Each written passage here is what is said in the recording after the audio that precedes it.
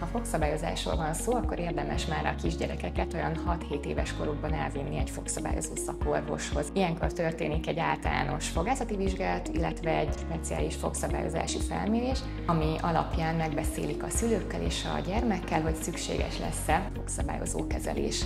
Gyermekkorban azért rettentő fontos már megtudnunk a fogazati és harapási eltéréseket, mert sokszor a felnőtt korra halasztva ezeknek a korrekcióját már nincs lehetőségünk konzervatív úton kezelni. Rengeteg fogszabályozó készülék áll rendelkezésünkre, 6-7 éves kortól a korai kamaszkor befejezéséig van lehetőségünk ezekkel a kivehető, illetve részlegesen beragasztott fogszabályozó készülékekkel dolgozni. A későbbiekben, ha szükséges, akkor az egyes fogak beállítására még fogszabályozót alkalmazunk, ezek általában a rögzített tappancsos fogszabályozók, de már láthatatlan, akár invizaláns sinekkel is tudjuk a gyerekeknél is elérni a tökéletes mosolyt.